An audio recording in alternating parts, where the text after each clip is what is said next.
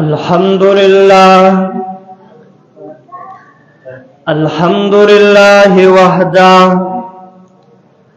अस्सलातु वस्सलामु अला मन ला नबिय्य बअदा व अला आलिहि व अस्हाबिहि अल्लज़ीना औफ़ौ अहदा الذين هم مفاتيح الرحمة ومصابيح الغرر أما بعد فأعوذ بالله من الشيطان الرجيم بسم الله الرحمن الرحيم ألف لام ميم ذلك الكتاب لا ريب فيه هدى للمتقين إن الله وملائكته يصلون على النبي يا أيها الذين آمنوا صلوا عليه وسلموا تسليما اللهم صل على محمد وعلى آل محمد كما صليت على إبراهيم وعلى آل إبراهيم إنك حميد مجيد اللهم بارك على محمد وعلى آل محمد كما باركت على إبراهيم وعلى آل إبراهيم إنك حميد مجيد किताबों में जो सबसे अफजल है उसे कुरान कहते हैं। किताबों में जो सबसे अफजल है उसे कुरान कहते हैं। इसे जिसने उतारा उसे रहमान कहते हैं। बसाले जो इसके 30 पारों को अपने सीने में, बसाले जो इसके 30 पारों को अपने सीने में, ज़माना भर में उसे हाफ़िज़े कुरान कहते हैं।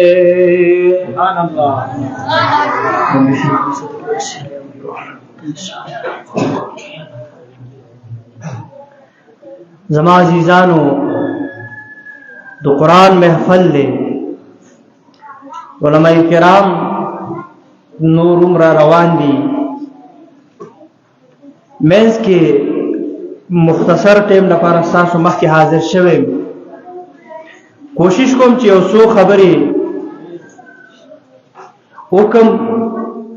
और अल्लाह ने दुआ गुम ची अल्लाह ने माल और तासुला दा औरिदू और बागे बंदी दा अमल को तौफीक राखी। खबरी मुंग औरू कौम हुक्मी ची दा दा अमल दा और अमल जरूरत ची दा अमल दा खबर को जरूरत दुमरा निश्ची दा खबर औरिदूम दुमरा जरूरत निश्ची। अल्हम्दुलिल्लाह माता सरा दा इस्लाम और दा शरीयत और दा कुरान और दा हदीस मुबारक की दुमरा मालूमात से कि मुंग मजीद सवाल उन्होंने परवाह न कही कुछ कुम माता ता मालूम दी पागे बंदे अमल निश्चे मेन से चे दे आगा अमल को महफल दा कुरान दे उलमा बताओ सा हदीस जिक्र कई कुरान आयातों ने जिक्र कई जो कुरान दुमरा फजीलत ते दा आलिम दुमरा फजीलत ते दा कारी दुमरा फजीलत ते زدرته د پیغمبر صلی الله علیه وسلم یو حدیث ما بیا پاګه باندې یو مثال پټو د الله رسول فرمایي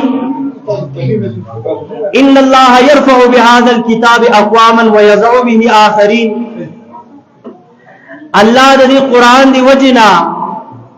ډیر خلق له عزت ورکي مقام او مرتبه ورکي او ډیر خلق داسې دي ډیر انسانان داسې دي چې هغه د قران دی وجنا الله ذلیل کوي او رسوا کوي داسې کوم خلق دي چې هغه د قران دی وجنا عزت مند دي دنیا کې او هغه خلق کوم دي چې هغه د قران د وجنا دنیا کې پاس پاکیږي ذلت او د رسوایی طرف ته ځي محدثین لیکي چې کوم مخلوق د قران باندې ایمان راوړي خپل عقیده د قران مطابق جوړه کی او په قران باندې عمل وکي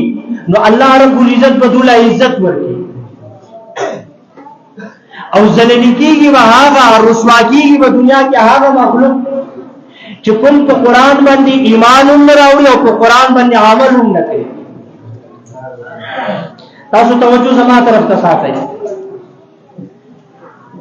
ما تا خپل ځان په ټولو لپاره لباس استعمالو کپڑے استعمالو بیا ما تا کې هر یو کس کوشش دا ده چې خو نه خو لباس واخلو ګرانو نه ګرانه کپڑا واخلو بیا زما ستاسو دویم نمبر باندې کوشش دای چې خط ټیلر سره لاړ شو دانی خاصه سلای وکړو کله چې موږ یو کپڑا په بازار کې واخلو دا هغه نه ځان له لباس جوړ کو کپڑے جوړی کو کاز به موږ هغه استعمال کو کاز ورسته چې زما ستاسو کپڑے زړی شي نو هغه موږ د کچري ته ورغورځو د استعمال قابل پاتې نشي څنګه چې ما ته خپل ځان پټولو لپاره کپڑا غلو لباس جوړو کمیس او پرتوک جوړو دغه شانتي زماستا په کور کې قران پروتي مونږه غولو کپڑا غلو د آدي کپڑے نه مون قران لا غلاف جوړو او کمیس جوړو خو دې کې دوه خبرې یا ساته زماستا کپڑا ګرانه نو قران نه چې مونږ کپڑا هغه دومره ګرانه نه زماستا کپڑا څلور پنځه غځي هغه نیم غځي نیم غځي ما ته په ټیلر باندې جوړو 1500 2000 سلای ورکو دا د وځي کې پورټیو بندو یعنی زماستا کوم سوټ چې ما ته تیاریږي دا په 3500 4000 روپے کی راځي او قران لپاره چې کوم غلاف کوم قمیص موږ تیارو دا په 2-300 روپے کی جوړي دا یو وخت د راشي چې دا د قران غلاف د قران قمیص چې دا جوړ شي کله چې دا زور شي دا چې قابل استعمال پاتې نشي نو موږ قران له نوې غلاف او نوې قمیص جوړ کو داتې نه لړکو اوس زماستا کپڑے چې زړې شولې د مور د پلان د مشر د نیکو کپڑے زړې شولې د کور کې یو کچري لپاره ځای کبارخانه ګودام ورته وي هغه ته ورځي سمور باندې کې پرتی وی بار کچري ته ورځي څوک ورته ورولږي وایي دا زماستا د کپړو د ګرانو حیثیت ته ولی د هغه تعلق زماستا جسم سره جوړ شي د قران کپڑا چې قیمت یې زیات نه ده د قران کپڑا چې په سلای باندې زیاته خرچه نه ده شوی اوس دغه کپڑا چې کله زړه شي نو موږ واخلو سنبال کو کچرته غلطی نه یو معصوم د تاغ نه د الماری نه د سنبال نه د قران غلاف یا قمیص واخلی او باری خراب دې ته ورځي لاړی ته ورځي کچري ته ورځي هغه معصوم په دې باندې خبر ني او زماستا چې کله پاګې باندې نظر ولګي چې په کچري کې په لاړی کې په غلط ځای کې د قران غلاف پروت دی د قران قمیص پروت دی نو ماته غوټه کو هغه غلاف اوچت کو چوپی کو صفای کو ایویندو سنبالي کېدو ولی دا کپڑا هو قیمتي نه وا د دې حیثیت زماستا شینې کې زماستا ځل کې دومره ځان ولی شو ما ته د کچري نه یو معمولی کپڑا اوچتو خپلو داوني د دې تعلق جوړ شوی دی انسان قران سره او قران هغه کلام دی چې چې دې سره د څه تعلق جوړ شي نو دا الله فرمایي چې زبر الله عزت ورکوم نو ته سوچو کا چې یو بیجانه کپڑا چې هغه قرآن نه یاد کړي یو بیجانه کپڑا چې هغه د قرآن تلاوت نه کړي یو بیجانه کپڑا چې هغه قرآن داسې خدمت نه کړي صرف په تور غلاف او قمیص استعمال شوی دا چې د هغه مقام او مرتبه عمر دا نو چې کوم جاندار انسان قرآن کو سینې کې محفوظ کړ دې یاد کړي دې چې کوم جاندار انسان قرآن تلاوت کړي دې چې کوم جاندار انسان قرآن یاد کړي دا هغه حفاظت کړي دې نو د هغه مقام او مرتبه الله نظر کې سي ډېر لوی مقام دی وما تا ته د دې شي اندازه نشتی او دا هغه وجه څه ده چې زمون ذاتی دنیاوی اعمال صدا سیدی چې موږ هغه دی وجه قرآن طرف ته توجه یا د قرآن حیثیت نه پیژندې دنیاوی اسباب و ذرائع دنیاوی مال و جائیداد اور دولت د دنیا مینه زمون ژوند کې دا سراغل دا چې موږ نه د قرآن حیثیت پیژندې دي او نه د صاحب قرآن حیثیت پیژندې دي په مخکینو صدیانو کې ادوار اوله مخکې چې کوم دورونه تیروتی دي په هغه دور کې به الله چې کوم مخلوق او کوم انسانان چې داوود قرآن سره مینه وا ابراهیم ابن ادهم علما د مقام نه واقف دي چې په باب د علم کې د حیثیت ته څومره مقام او مرتبه ده او د قوم د څه حیثیت کتل کېږي ابراهیم ابن ادهم اول یو بادشاہ او ډیر لوی عظیم بادشاہ ابراهیم ابن ادهم خپل کوم نوکرانی چې وا خادمه چې کومه کومي بچی داغه کمرې کې جاړو مارو ولا بسترې وې سموري ولا پیوتولا پاسې د ابراهیم ابن ادهم بسترې وې چتوري دې ته ویلاشا د آرام ټیم دې زله آرام کوم زما بستر تیار کا دا خادمه نوکر چې کومه وداله ولا کمرې کې جاړو مارو ولا بسترې د ابراهیم ابن ادهم ولا ګورا هغه باندې قیمتي صادرې چې کومه وپاس هغه په منو واچولې تکیاونه بالښتونه ورته کېخول صاف ستھرا کمره بهترین تلایانې بسترې خدای مخمل او خسته صادرونه په باندې نو دې زنانه سوچ وکړ دې نوکری سوچ وکړ چې دی وای په بادشاہ څنګه خو کې څومره آرام به ملاويږي بادشاہ خلاله راځي ته صبر وکړ یو منټ زدا بستر چیک کړ نو څنګه چې په دې بسترې باندې پریوتل هغه جسم چې هغه په چټیانو ود کېد هغه په دونو کې ګټو باندې ود کېد بسترې باندې چې پریوت نو ډیر سکون ورته ملاو شو یو منټ کې سترګه ولګي ته ودس دغه بادشاہ راغی ابراهیم ابن ادهم چې سیګه زمانو کړو په بسترې باندې ودلا زمانه کې زمانه کې ودلا نو غوسه ولراغله اډرو چې دا وایي دله سزا ورکړي جلاد چکم مقرر شوی و اگر اغلا دا سزا ولا ورکولو کړه سزا ورکولو کې دې د تکلیف ملاوي د ډنډې په دې من لګېلی نو دې جړل دغه جړا جړا کې اچانک د دې زمير بدل شو دا په خندا شو ابراهيم ابن ادهم ورته وې چې چلو شو تاول نه جړل جړل جړل او یکدم په خندا شوري وی جړل می زکا چې ما باندې ډنډي وری دې تکلیف وراتا هغه تکلیف دی وجه نه می جړل نو خندل دی والی وی خندان الله په دې خبره راغله چې زستا په بسترې باندې 15 منټه ودا شوما نو مال دومره سزا میراو شولا اته چې ټول ژوندۍ په دې بسترې باندې وډې نو تاسو هم پته ولګي اخرت کې ستا سزا سزا بس دغه انقلاب راتللو زړه بدلیدلو ابراهیم ابن ادهم ټول شپه سے سوچ کې په دې خبرې سوچ کوي سار شو وزرای وغوښتل وراشي وزرا چې راغلل ورته وی تاسو ځانه احساسو بادشاہت ځاني مال نه بادشاہت پکار دی او نه وزارت پکار دی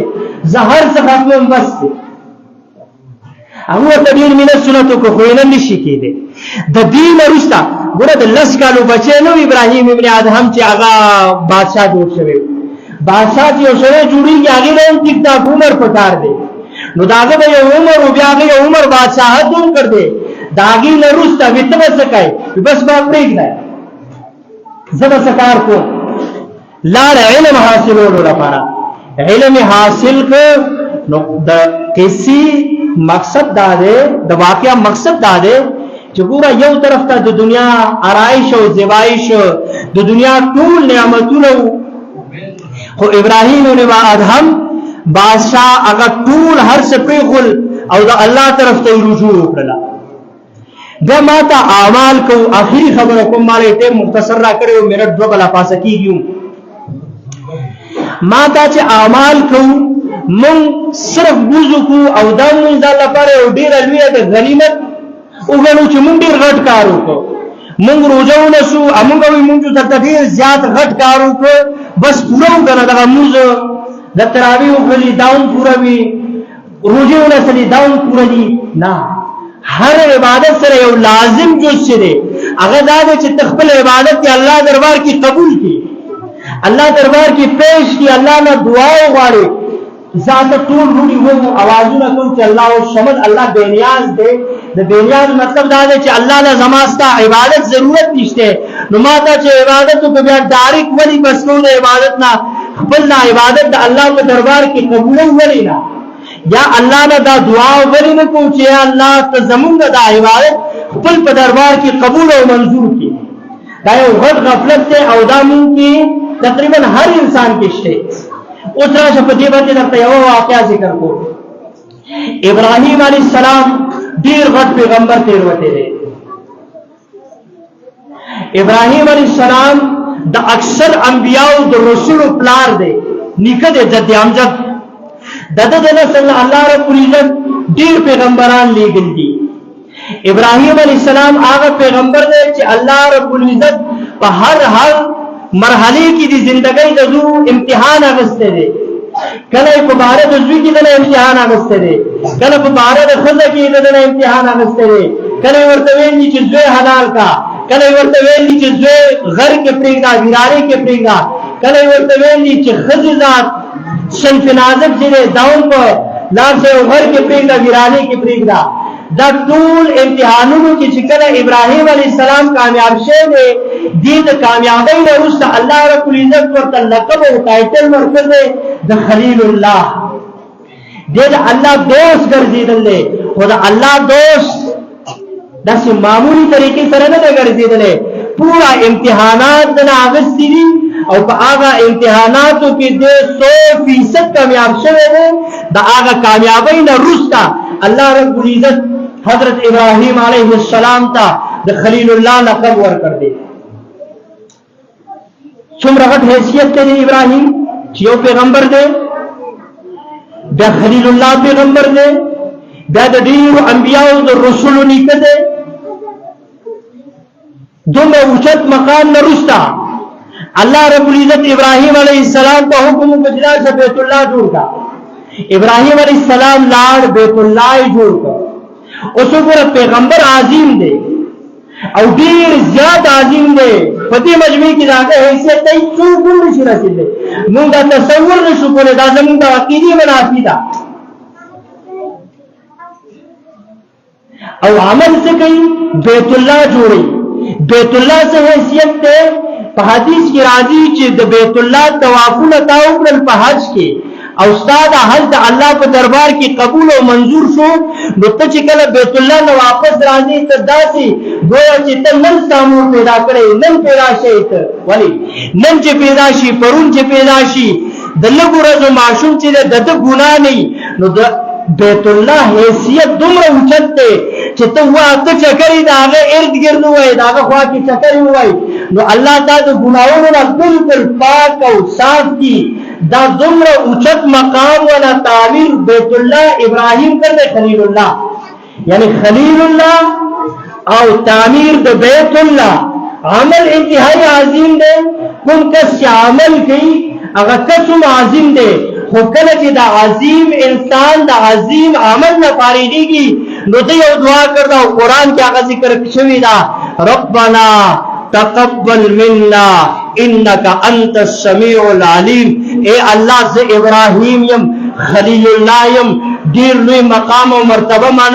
د زما او ما چې کوم کارو کو کومه کارنامه بیت الله دا هغه ډیر لوی مقام او مرتبه ده. خو یاد ساته الله اے الله کہ ابراہیم خلیل اللہ بیت اللہ جوڑ کی اور تیخل دربار کی قبول و منظور نے کی مداغی انہی سے حیثیت نیشے نوچے ابراہیم خلیل اللہ ماتا ہم نیو زماستا کارنامہ چکم ادا اگر بیت اللہ دا تعمیر پشان باندی ہم ندا نو ماتا دا دی خبرینا بے نیازا نیو ماتا دا دی خبرینا